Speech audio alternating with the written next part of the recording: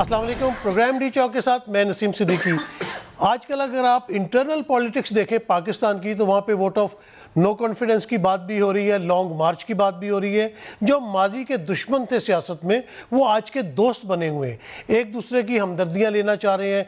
PTI की हुकूमत के साथ जो इत्तेहादी है उन्हें तोड़ने की कोशिश हो रही है, मेल मुलाकातें हो रही हैं। दूसरी तरफ अगर गवर्नमेंट को देखें तो गवर्नमेंट इस वक्त सीरियस बिजनेस की तरफ नजर आती है। पिछले दिनों आपने देखा कि वज़ीर आज़म इमरान खान अपने वफद के साथ चाइना का दौरा करके आए, उसके बाद उन्होंने रूस का दौरा किया, जिसके बारे में बहुत चहमे गोइयाँ भी होती रहीं। और जो आलमी हालात है इस वक्त, रूस यूक्रेन के ऊपर हमला कर रहा है, जिस तरह अमेरिका और बरतानिया रूस पे पाबंदियाँ लगाने की बात कर रही है, कुछ उनके बैंक अकाउंट्स में खरबों डॉलर जो है मुंजमद कर दिया गया है। इस पर गुफ्तगू करने के लिए आज हमने स्टूडियो में दावत दी है एम्बेसडर नजमुल साकिब साहब को। Sir, thank you very much for joining us. और स्काइप पे हमारे साथ सेनेटर शहादत ऐवान साहब मौजूद हैं, उनसे हम इंटरनल पॉलिटिक्स भी और ये जो बैरूनी मामलात हैं, दौरे हो रहे, इस पर गुफ्तगू करेंगे। मैं शहादत ऐवान साहब आपसे शुरू करता हूँ। सर, ये बताइएगा कि इस वक्त जिस तरह दुनिया के हालात चले आ रहे हैं, आलमी हालात हैं, और उसके बाद पीपल्स पार्टी इस वक्त जो है वो एक लॉन्ग मार्च लाना चाह रही है इस्लामाबाद की तरफ, तो क्या कॉन्सिक्वेंसेज आपको नजर आते हैं फ्यूचर में?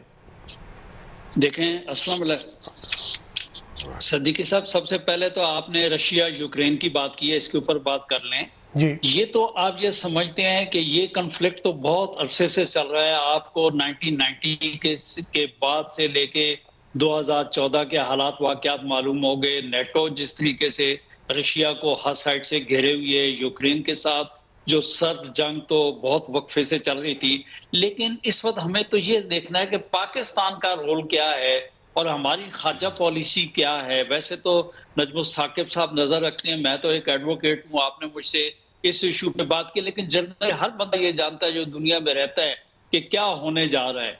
बेसिक बात तो ये है कि रशिया को अपने पड़ोसी मुल्क का, उसकी आज़ादी जो है, वो मैं समझता हूं कि उसको वो नहीं चाहते हैं कि वो उसकी पॉलिसी के खिलाफ जाए, या नेटो जो है वो उनके इतने नजदीक पहुंच जाए कि उनके मिसाइल 5 मिनट के फासले पे पहुंच जाए।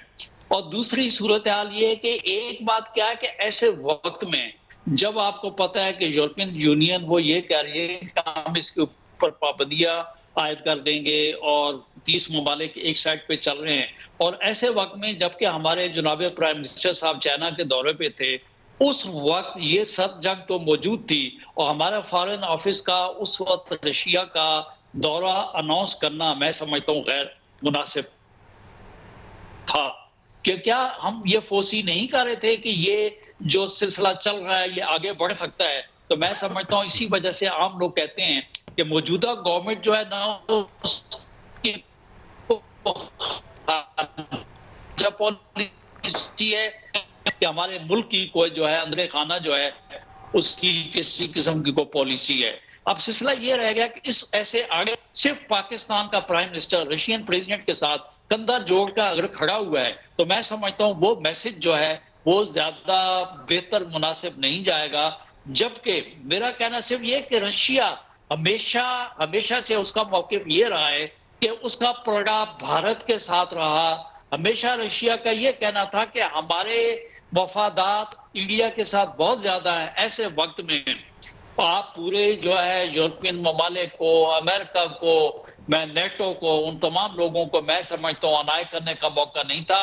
बेहतर था कि इस वक्त हम खामोशी तैयार कर। अच्छा, नजमुल साकिब साहब, ये बताइएगा कि जिस तरह कहा जा रहा है कि ये दौरे की टाइमिंग ठीक नहीं है, आप खुद एम्बेसडर रह चुके हैं, आपने 7 बर्र-ए-आज़म में काम किया है, ये तो सारे मामलात पहले से तयशुदा होते हैं, और जब भारत रूस के साथ भी ताल्लुकात रख सकता है, अमेरिका के साथ भी ताल्लुकात रख सकता है, तो पाकिस्तान के ऊपर या प्राइम मिनिस्टर के ऊपर इस किस्म के इल्ज़ाम क्यों आते हैं?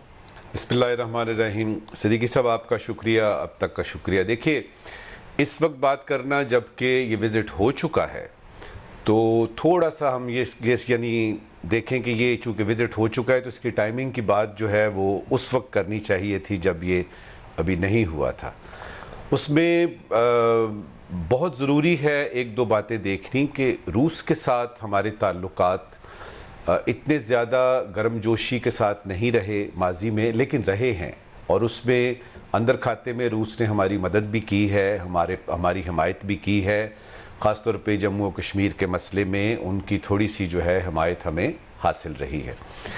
अब ये कहना कि जी चूँकि यूक्रेन पे हमला हुआ तो उस वक्त प्राइम मिनिस्टर इमरान खान वहाँ मौजूद थे, देखिए ये इस तरह के विज़िट जो है ना ये बड़े कीमती और बड़े ज़रूरी होते हैं जब दो सरबराहान मुमलकत मिलते हैं, और ख़ास तौर पे इन हालात में। मैं इसको देख रहा हूँ ज़रा थोड़ा माजी के तनाजुर में, इसलिए कि सदर पुतिन का दौरा 2 दफ़ा तय हुआ पाकिस्तान आने का, वो नहीं आ सके। अब अगर इस मौके पे हम कहें कि जी नहीं, आप चूँकि इस वक्त यूक्रेन का मसला है, नेटो की फ़ौजें ये वो वगैरह, अमेरिका और आपके मसाइल हैं, और हम नहीं चाहते कि हम कोई गलत मैसेज जो है वो दूसरी तरफ दें, उससे एक और मैसेज ऐसा जाएगा जो कि इस पहले वाले मैसेज से ज़्यादा ख़तरनाक है कि हम नहीं आ रहे। यानी आप बाकायदा तौर पे कह रहे हैं, आपको इन्विटेशन मिली है।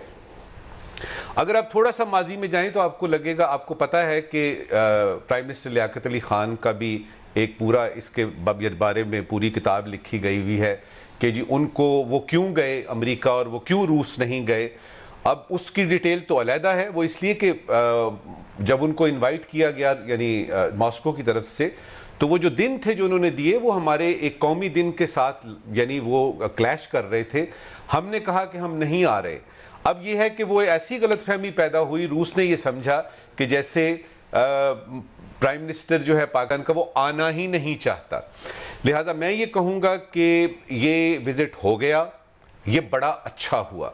अब इसका अगर आप इलामिया देखें ना जो जॉइंट कम्युनिके है, उसमें बड़ी खुशाइंद बातें हैं।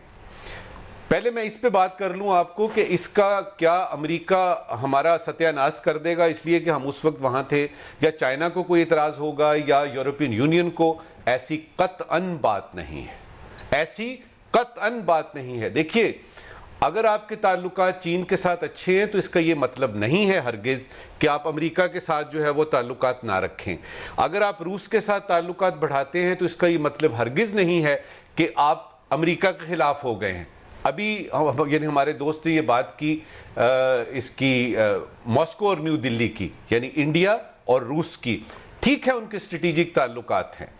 मेरे ख्याल में ये विज़िट जो है ये एक लिहाज से उस कॉन्सेप्ट को न्यूट्रलाइज करता है। नंबर 1, ठीक है आपके इंडिया के साथ ताल्लुकात हैं, लेकिन अब हमारे साथ भी आपके ताल्लुकात बन रहे हैं, और उस इलामिये में जो 2-3 बातें हैं उसमें सबसे पहले जम्मू और कश्मीर का जिक्र होना, अफ़गानिस्तान की बात होना, उस पाइपलाइन का जो कि कराची से चलेगी और वो कसूर तक आएगी, और उसमें बहुत सारे प्लांट्स जो हैं वो आपके पंजाब में जो है वो उससे फ़ायदा उठाएंगे।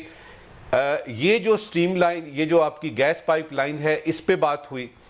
2 तरफ़ा ताल्लुकात पे आइंदा की बातें हुई, और उसमें माशी और उसमें कसीरुल जेहती का लफ्ज़ इस्तेमाल हुआ, यानी ब्रॉड बेस्ड होगा। मेरे ख्याल में तो ये एक लिहाज से कामयाब विजिट इसलिए है, नंबर 1 कि ये हो गया है, क्योंकि इतने अरसे से ना हमारी तरफ से कोई गया ना उधर से कोई आया। एम्बेसडर साहब मैं वापस आता हूँ आपके पास। शहादत ऐवान साहब ने ज्वाइन कर लिया दोबारा। शहादत ऐवान साहब माशाल्लाह आप सीजन पॉलिटिशियन है, सेनेटर भी हैं, आपकी बड़ी गहरी नज़र है पाकिस्तान की पॉलिटिक्स पे भी और खारजा पॉलिसी के ऊपर भी। ये बड़े अरसे बाद पाकिस्तान का दौरा हुआ है, बीच में पीपल्स पार्टी की गवर्नमेंट आई, मुस्लिम लीग नून की गवर्नमेंट आई, लेकिन रशिया के साथ कोई इस तरह के ताल्लुकात बन ना सके क्योंकि रूस की एक अपनी अहमियत है, दूसरी सुपर पावर रह चुका है, खित्ते का बड़ा अहम मुल्क है। भारत जो है उसने ताल्लुकात अपने रशिया के साथ भी रखे हुए, उससे भी असला लेता है, अमेरिका को भी राजी किया हुआ है। तो आप क्या नहीं समझते कि ये दौरा सही हुआ है, पाकिस्तान की बेहतरी के लिए हुआ है और मुस्तकबिल में इसके फवाइद सामने आएंगे? देखें, मैं सबसे पहली बात तो ये कहूंगा कि नजमुल साकिब साहब की बड़ी पॉजिटिव सोच है। वो बिल्कुल वजह तौर पे कह रहे हैं कि जो हो चुका है उससे इस वक्त हमें तनकीद का निशाना नहीं बनाना चाहिए। लेकिन अगर आपने मुझसे को क्वेश्चन किया तो कम से कम मैं अपना हाल दिल तो आपको दूंगा। मेरा कहना है ये, एक तरफ हम IMF के दरवाजे पे खड़े हैं, यूरोपियन यूनियन जो है उनकी आपको पता है पाबंदियों से किस तरीके से हमारे ऊपर उनका इम्पैक्ट होता है। अमेरिका की नाराजगी हम किसी तौर पे जो है वो मैं समझता हूँ कि हम वो बर्दाश्त नहीं कर सकते। मेरा कहना सिर्फ ये था कि ये यकीनी बात, मैं भी इस बात से इत्तेफाक करता हूँ कि इस वक्त इस दौरे को जो है कैंसिल करना उसका उसका जो है असर यकीनी तौर पे गलत जाता। लेकिन इस बात को हम तस्लीम करें कि बहसीयत कौम हम ये बात क्यों नहीं सोच सके कि ये हमें जाना चाहिए बिल्कुल इंडिया की तरह हमें इंडिपेंडेंट होना चाहिए और अपने कदम पे खड़े होने चाहिए। एक तरफ एक हाथ में हमारा कशकोल हो, दूसरी हाथ में हमारे असूल हो, वो चल नहीं सकते। लेकिन मेरा कहना यह है कि हम ये क्यों नहीं सोच सके कि हालात किस डगर पे जा रहे थे, हम थोड़ा सा इसको थोड़ा सा पोस्टपोन कर लेते। बहरहाल अच्छा हुआ, लेकिन बात यह है कि वहां से हमारे अपने हुजरा को गुमराह के जो बयानात हैं उन्होंने वो तो जमीन और आसमान के कलाबे उन्होंने बयान लिए हैं, लेकिन ज्वाइंट जो वहां उन्होंने कम्युनिकेट जो है वो आपका इशू हुआ, जारी हुआ है, उसको अगर आप देखें वो बड़ा 4 लाइनर है जो आज मैंने डान में गलबन देखा है। तो मैं ये समझता हूँ यकीनी तौर पे वो जिस मतलब सूरत हाल का में वो घिरी हुई थी रशिया, यकीनी तौर पे किसी किस्म के MOU नहीं होने चाहिए थे या कोई और सूरत हाल नहीं होनी चाहिए। तो मेरा कहना ये था कि बेहतर होता कि ये कुछ अरसे के बाद ये सूरत हाल सिचुएशन वाज़ह हो जाती, उसके बाद हम जो है वो जाते। और दूसरी बात मैं ये कहूँगा कि बेहतर यह है कि इस किस्म की जो सूरत हाल है मौजूदा गवर्नमेंट को, पार्लिमान को, अवाम को एतमाद में लेकर चलना चाहिए, क्योंकि फर्द वाहिद कोई पॉलिसी नहीं बनाता। अगर आप ये इस तरीके से यही बात आप पहले कह देते कि भाई इस तरीके से ये सिलसिला होने जा रहा है, अगर आप देखें तो मुतअद्दिद पार्टीज ने कहा है कि इस वक्त जो है दोनों जो फरीकैन के दरमियान सख्त जंग छुड़ी हुई है। हो सकता है ये आलमी तीसरी जो है ये आलमी जंग का जो है रूप धार जाए। ऐसे वक्त में हमें बड़ा मोहतात होकर चलना चाहिए। बहरहाल देखें आगे चल के इसके असरात जो हैं वो सामने आएंगे कि क्या हमारा ये जो है कदम सही था, ये फैसला दुरुस्त था या दुरुस्त नहीं था। यहाँ पे एक छोटी सी ब्रेक लेते हैं, ब्रेक के बाद दोबारा हाजिर होते हैं। Stay tuned. Welcome back. Ambassador साहब ये बताइएगा कि जो ये मामला क्यों चल रहे हैं, एक तो आवाम को पता चलना चाहिए कि यूक्रेन का और रशिया का क्लैश किस वजह से है, क्योंकि एक वक्त था कि यूक्रेन रशिया का हिस्सा होता था। जब सोवियत यूनियन के टुकड़े हुए तो ये अलग अलग ममालिक हो गए। तो यूक्रेन के ऊपर ही जो है वो रशिया का जोर क्यों है, और बाकी जो अमेरिका, बरतानिया, नेटो फोर्सेस ये यूक्रेन की हेल्प करना चाह रही हैं, इन्हें फ़लस्तीन में नज़र नहीं आता जब इसराइल वहाँ पर जारयत करता है, जब कश्मीर में भारत जारियत करता है इनको नजर नहीं आता, लेकिन इधर इनको बड़ी फिक्र पड़ी हुई है। इसकी क्या वजह? इसमें कुछ 2-3 कॉम्प्लिकेटेड इश्यूज हैं जो इन्वॉल्व्ड हैं, उनको एक एक करके फौरी तौर पे आपको बताते हैं ताकि आपके सवाल का जवाब दिया जा सके। देखिए, ये जो यूक्रेन है ये इसको आज़ाद हुए तकरीबन को 30 साल के करीब हो गए हैं। ये नया एक मुल्क है। इससे पहले सदियों ये फॉरेन फोर्सेस के अंडर रहा, ज़्यादातर रूस के अंडर रहा। अब इसमें इसकी अहमियत यूँ समझिए कि गंदम जो है वो यहाँ पे बहुत पैदा होती है, बड़ी ज़रखेज़ ज़मीन है इस मुल्क की, और ये पूरी दुनिया में जो है वो गंदम इनकी जाती है। नंबर 2, चर्नोबिल जिसकी अभी जिक्र हो रहा है, वो एटॉमिक सारा हिसाब किताब, जब सोवियत यूनियन था ना, तो जो न्यूक्लियर हिसाब किताब थे सोवियत यूनियन के वो इस इलाके में थे जिसको यूक्रेन अब कहा जाता है। ये एक लिहाज से स्ट्रेटेजिकली बहुत ज़्यादा इम्पॉर्टेंट है दुनिया की नज़र में भी और रूस की नज़र में भी। अब रूस का मसला ये है जो कि नेहरू का कश्मीर के बारे में था कि, और ख़ास तौर पे व्लादिमीर पुतिन जो उनके सदर हैं, उनका ये है कि ये हमारा इलाका है, ये हमें मिलना चाहिए। 2014 में यूक्रेन के साउथ में एक छोटा सा वो जजीरा नुमा है जिसका नाम क्राइमिया है। अब क्राइमिया को 2014 में यानी रूस ने अनेक्स कर लिया, अपने कब्जे में ले लिया। बड़ी ले दे हुई कि जी ये गलत हुआ, ये नहीं होना चाहिए था, यूनाइटेड नेशंस में बातें हो रही हैं, रेजोल्यूशंस पास हो रहे हैं, कुछ भी नहीं हुआ। अब ये है कि ये जो इस वक्त सिलसिला शुरू हुआ है, इसमें ये जिस तरह शहादत साहब ने बोला, इसका यानी नेटो का जिक्र किया, जो फौरी वजह बनती है, एक तो वजह बनी तारीखी कि रूस ये उसका बैकयार्ड है, ये उस अपना इलाका समझता है, जिस तरह बेलारूस पे उसकी यानी यूँ समझिए कि बेलारूस पे पूरा तसल्लुत है उसका, वो यूक्रेन पे भी तसल्लुत चाहता है। अब यूक्रेन में जब तक pro Soviet, pro Russia president रहा, कोई मसला नहीं था। जब वो हिसाब किताब बदले, कुछ साजिशें हुई और प्रो अमेरिका प्रेसिडेंट तशरीफ लेके आए, उस वक्त से लेके नेटो के मेंबर बनने तक, ये एक बड़ी लंबी डिटेल है जिसमें कि बाकायदा तौर पे हमें नजर आया, यानी कुछ अरसे पहले की बात है, चंद बरसों की, कि जिसमें बाकायदा तौर पे कोशिश की जा रही है यूरोपियन यूनियन की तरफ से खास तौर पे कि यूक्रेन को नेटो का मेंबर बनाया जाए, बाद में उसको यूरोपियन यूनियन का हिस्सा बनाया जाए, और यूं नेटो के जेट्स जो हैं वो बिल्कुल रूस के बॉर्डर के ऊपर आने के लिए मजाज होंगे। अब ये वो है, इसको हम कहते हैं इमीडिएट थ्रेट। एक तो तारीखी हो गया कि वो अपना हक समझते हैं, उनका बैकयार्ड है।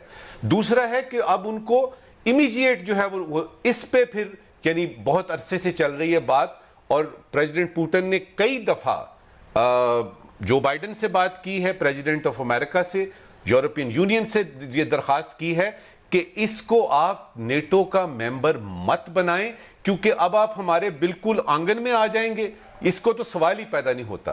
तो दो एंगल से हम इसको देखें तो पता लगेगा कि रूस का हमला करना, उसके पीछे जो दो अवामिल हैं वो बड़े सॉलिड हैं।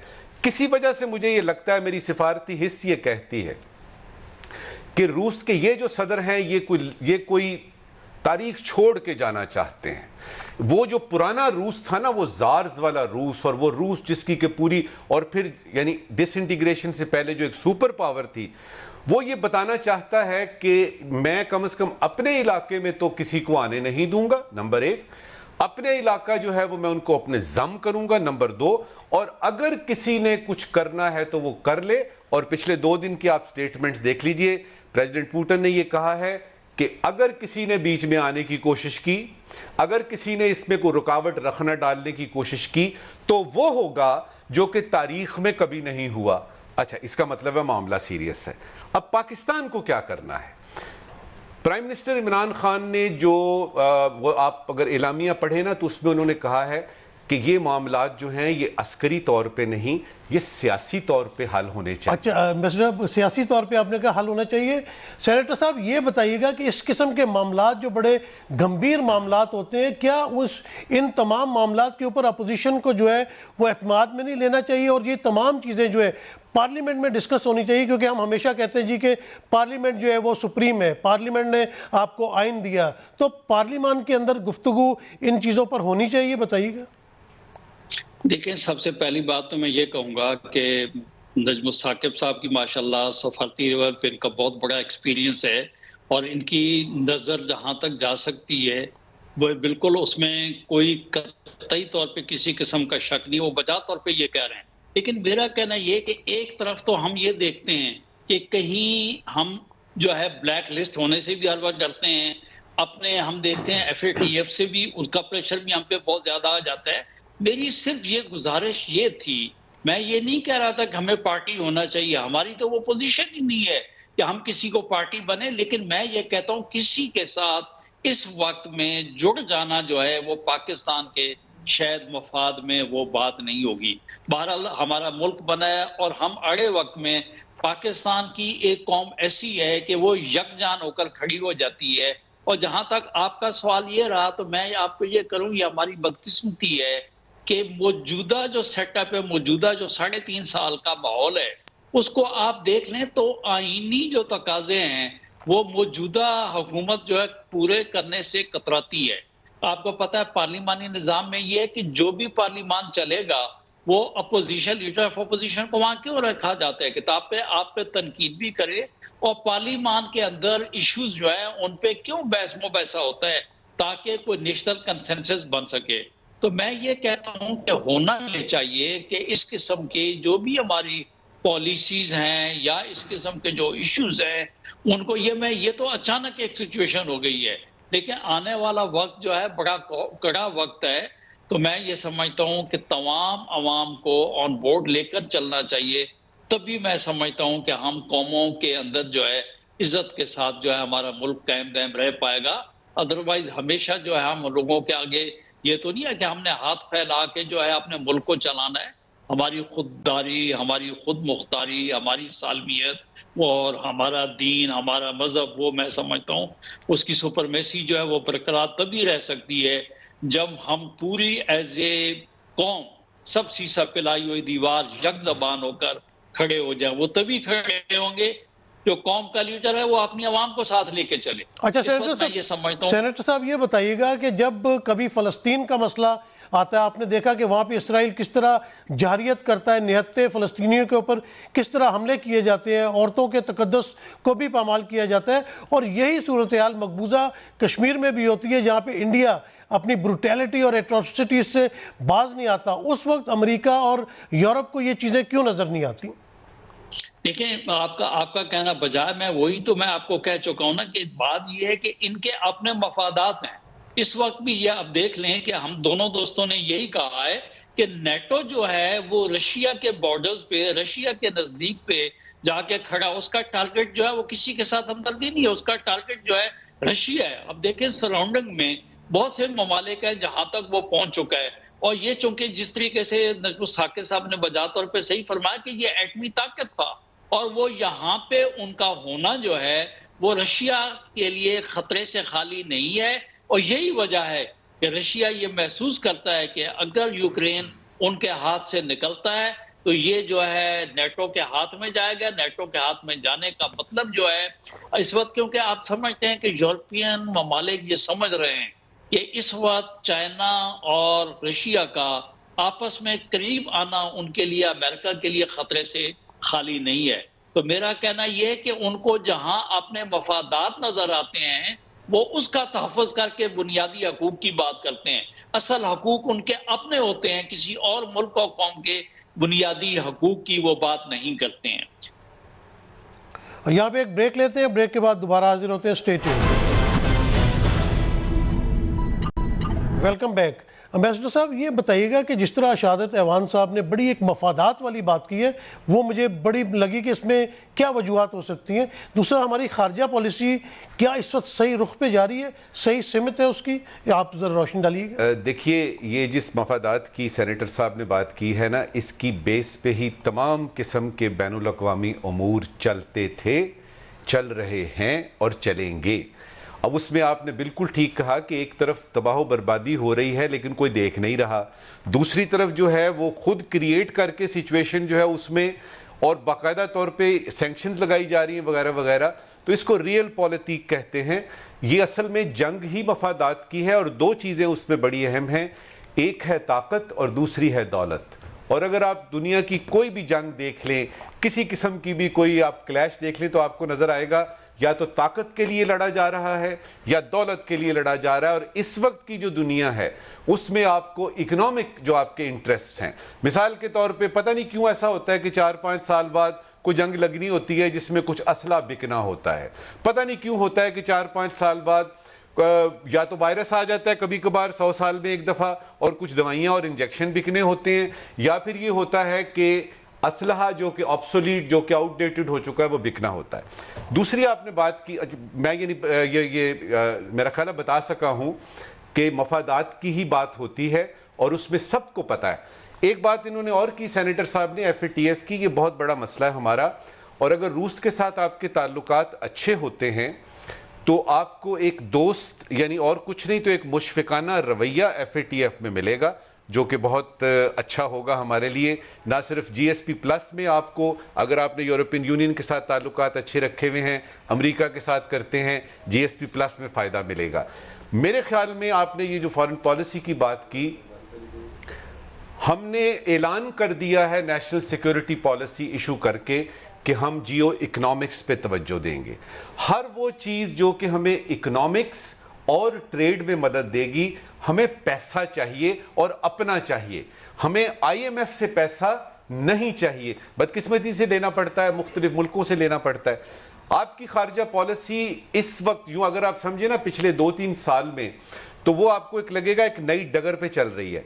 एक चीज़ की वजाहत बड़ी ज़रूरी है यहाँ पे, एक पॉलिसी होती है रियासत की, एक होती है हुकूमत की। हुकूमतें तो आती जाती रहती हैं, मेरा मुल्क जो है उसकी रियासत तो अल्लाह ताला सदियों तक कायम रखे। अब जब 1999 में मोहम्मद नवाज शरीफ साहब ने वहाँ पे ये रूस का दौरा किया था, तो वो मोहम्मद नवाज शरीफ ने नहीं किया था, that was a visit from the prime minister of Pakistan to Moscow. इसी तरह से इमरान खान का ये विजिट है, इसको प्लीज इस तरह से लीजिए, that the prime minister of Pakistan has visited Russia, उससे आपको पता लग जाएगा कि रियासत की पॉलिसी जो है वो हमेशा एक होती है और उसमें आपके अपने मफादात होते हैं। हुकूमतों की पॉलिसियां जो हैं वो चलती रहती हैं और वो चलती रहेंगी। शहादत अमान साहब, आप क्योंकि पॉलिटिक्स में हैं, आप वकील भी हैं, जिस तरह ये अभी एक ऑर्डिनेंस आया है पीका का, इस तरह और भी ऑर्डिनेंस आ रहे हैं, क्या ये पार्लियामेंट में डिस्कस होने चाहिए? दूसरा ये बताइएगा कि जो लॉन्ग मार्च आप लेके आ रहे हैं और वोट ऑफ नो कॉन्फिडेंस की बातें हो रही हैं, तो कुछ थोड़ी सी ज़रा सियासत के ऊपर भी रोशनी डालिए, क्योंकि हमारी जो पब्लिक है वो फॉरेन पॉलिसी में भी इंटरेस्ट रखती है और पाकिस्तानी पॉलिटिक्स में भी बहुत ज़्यादा इंटरेस्ट रखती है। सिद्दीकी साहब, सबसे पहले तो मैं आपको ये कहूं, मैं हमेशा कहा करता हूं कि ये मौजूदा जो सेटअप है इसको एक मलका हासिल है कि किसी किस्म का कोई शोशा छोड़ देते हैं कि अवामुन्नास मीडिया जो है उसके पीछे लग जाते हैं। 10-15 दिन जो है उसी बहस मुबासे में जो है ना वो वक्त जो है वो गुजर जाता है। आपको याद होगा जो है पाकिस्तान मीडिया डेवलपमेंट अथॉरिटी का एक शोशा रहा और लोगों ने इवन के पार्लियामेंट हाउस के सामने एहतजाज तक कर डाला, और बाद में जब ढूंढा गया तो पता चला कि वो इवन के वजीर इत्तलात साहब ने भी कहा कि मुझे ये डॉक्यूमेंट नहीं मिल पा रहा। गो के आपके जितनी मतलब सहाफियों की तंजीमें हैं वो भी जब वो पहुंची मीटिंग मुलाकात के लिए, बात करने के लिए, तो किसी आदमी को ये इल्म ही नहीं था कि ये मीडिया डेवलपमेंट अथॉरिटी का बिल है किधर। बहरहाल इसी तरीके से मैं ये कहूं कि ये आप दुनिया में देखें तो डेफेमेशन जो है हत्ता के इज्जत जो है उसको दीवानी जुर्म समझा जाता है। और ये कब से पाकिस्तान में ये कानून जो है 2016 से ये कानून बनाया गया कि कम से कम चले अगर किसी का कोई ग्रीवांस बनता है तो वो कंप्लेंट ले ले और जो तरीकाकार है उसके तहत इसको निपटाया जाए। इसीलिए अगर आप देखें तो वो जो 2016 का जो एक्ट था नाकाबिले दस्तंदाजी था, काबिले जमानत था, लेकिन ऑल ऑफ सडन उसमें सजा भी बढ़ा दी गई और उसको नाकाबिले जमानत भी बना दिया गया। न कि सिर्फ ये किया गया बल्कि उसके ऊपर जो है ना हाई कोर्ट के एक जज साहब को एज ए मॉनिटरिंग जज के तौर पे बिठा दिया गया और ये कहा गया कि 6 महीने के अंदर अंदर जो है आप इसका फैसला भी करें। तो मैं ये समझती हूँ कि ये आज़ादी राय जो है, इजहार जो है इसका, उसको उसके ऊपर एक कदखन लगाने वाली बात थी। आप नहीं समझते हैं कि आपके खिलाफ या किसी के खिलाफ कोई किसी किस्म की कोई तनकीद आप बर्दाश्त करें। मैं कहता हूँ वही मुआशरे आगे चलते हैं, तरक्की करते हैं जो दूसरे का मौक़िफ़ और तनकीद सुनते हैं। मैंने जैसे पहले कहा, सेनेटर साहब, आपने माजरत चाहता हूँ, आपने बड़ी अच्छी बात की कि आज़ादी राय पे कदगन नहीं होना चाहिए, लेकिन ये जो फेक न्यूज़ होती है, फॉल्स न्यूज़ होती है, मतलब जरदारी साहब के ऊपर कोई इल्ज़ाम लगा दिया, उनके ऊपर कोई झूठी खबर शाये कर दी, बाकी इलेक्ट्रॉनिक और प्रिंट मीडिया पे तो कंट्रोल है लेकिन सोशल मीडिया पे तो कोई भी कंट्रोल नहीं है। कोई भी किसी के भी खिलाफ झूठी खबर लेके आ जाता है। तो क्या ऐसे लोगों को कानून के दायरे में नहीं लाना चाहिए? और अगर कोई पीपल्स पार्टी की सजेशंस है तो वो भी बताइएगा।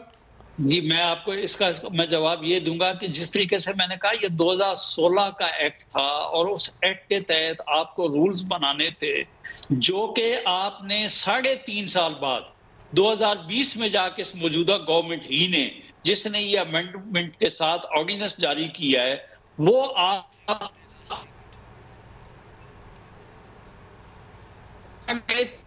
3 साल आपने उस रूल में लगा दिया। लगा सकते हैं, उनके खिलाफ एक्शन ले सकते हैं, सब कुछ ये चीजें पहले से मौजूद थी। लेकिन जिस तरीके से इस ऑर्डिनेंस के जरिए से बगैर पार्लियामान में बहस के बगैर इसको जिस तरीके से रात के अंधेरे में लागू किया गया है, मैं समझता हूँ ये मुनासिब जो है डेमोक्रेटिक कंट्रीज में इस किस्म की एक्शन नहीं होनी चाहिए थी। और यही वजह है कि आप ये देख लें कि एक दिन के अंदर जो है ऑनरेबल हाई कोर्ट इस्लामाबाद ने इसके ऊपर स्टेटस को लगा दिया और इन्वेस्टिगेटर्स को यह कह दिया कि भाई आप इसके ऊपर जो है ना किसी किस्म की एक्शन नहीं ले सकते। आप यूं देख लेना कि 17 तारीख को सेनेट का इजलास था, 18 को नेशनल असेंबली का होना था, आपने 18 को नेशनल असेंबली मुलतवी का दी, इसलिए मुलतवी की क्योंकि आपने ये ऑर्डिनेंस लाना था। ये मौजूदा सेटअप 75 ऑर्डिनेंस ला चुका है। तो भाई मैं कहता हूं कानून बनने चाहिए, लेकिन जी बिल्कुल, पार्लियामेंट में कानून बनने चाहिए। सेनेटर देखिए, साहब आपने बड़ी अच्छी बात की कि कानून बनेंगे तो मसाइल का हल होगा। अपना नजम साकिब साहब कंक्लूडिंग रिमार्क्स दीजिएगा मैं तमाम। सबसे पहले तो ये जो आपकी चल रही है बात, उस पर एक फिक्रा बोलूँगा कि दौलत अच्छी या बुरी नहीं होती, ना ही ताकत अच्छी बुरी होती है, ना ही कोई कानून अच्छा बुरा होता है। उसका इस्तेमाल उसको अच्छा बुरा करता है। तो कानून बना लीजिए, लेकिन उसको सही तरीके से इस्तेमाल करने का जो फ़न और गुर है वो भी हमें आना चाहिए। देखिए, फॉरेन पॉलिसी की जहाँ तक बात है, सीधी सी बात है कि आपके अंदरूनी हालात, डोमेस्टिक सिचुएशन आपकी बेहतर होगी, माशी तौर पे आप मजबूत होंगे, आपको फॉरेन पॉलिसी एक मजबूत मिलेगी। अमेरिका के साथ ताल्लुकात अच्छे करने हैं, रूस के साथ अच्छे रखने हैं, इंडिया के साथ हमने ताल्लुकात अच्छे रखने, और ये नेशनल सिक्योरिटी पॉलिसी कह रही है। कश्मीर हमारा मसला है, वेस्टर्न बॉर्डर पे हमारे अफगानिस्तान, ये सारा कुछ जो है मेरे ख्याल में एक सही समत में पड़ चुका है। अब इसको सिर्फ फॉलो अप करना है और बात वहीं पे रुकेगी कि चाहे महंगाई है, चाहे फॉरेन पॉलिसी है, इसका हल आपके अंदर मौजूद है, आपके मुल्क में मौजूद है। माशी तौर पे अपने पाँव पे खड़े हो जाइए, आपको अंदरूनी और बैरूनी दोनों किस्म की पॉलिसीज जो हैं वो स्ट्रांग मिलेंगी और पाकिस्तान मजबूत होगा। सेनेटर साहब आपका भी बहुत शुक्रिया, एम्बेसडर साहब आपका भी बहुत शुक्रिया। नाज़रीन, आपने देखा कि दोनों साहिबान ने जो गुफ्तगू की उसका लब्बे लबाब ये था कि पाकिस्तान है तो सब कुछ है। हमें पाकिस्तान के अंदरूनी मामलात भी देखने, यहाँ पे कानून साजी भी होनी चाहिए। कानून साजी तो हो, लेकिन उसके ऊपर अमल दरामद जो है वो सबसे ज़्यादा इंपॉर्टेंट होता है। दूसरा, खारजा पॉलिसी, हमें अपने तमाम मुल्कों के साथ ताल्लुकात बहुत अच्छे रखने, बेशक वो हमसे दूर है, बेशक वो हमारे हमसाए में है। हमारे हमसाए में जितने ममालिक हैं उनके साथ अगर ताल्लुकात अच्छे रखेंगे तो हमारा ट्रेड बेहतर होगा, क्योंकि आजकल इकोनॉमिक प्रॉब्लम ज़्यादा है, मईशत, लोग गुर्बत से तंग आए हुए हैं, महंगाई से तंग आए हुए हैं। तो अगर ये पॉलिसियाँ बेहतर बनाई जाएंगे, हमसायों से ताल्लुकात अच्छे बनाए जाएंगे, तो हमें कम कीमत में चीज़ें मिलेंगी। जो चीज़ हम 10,000 मील दूर से मंगवाते हैं उसके पैसे ज़्यादा पड़ते हैं, वही चीज़ अगर हमारे हमसाए से आएगी तो हमें सस्ती पड़ेगी। तो हमें मईशत पर भी तवज्जो देनी है और खारजा पॉलिसी पर भी तवज्जो देनी है। इजाज़त दीजिए, अल्लाह हाफिज़।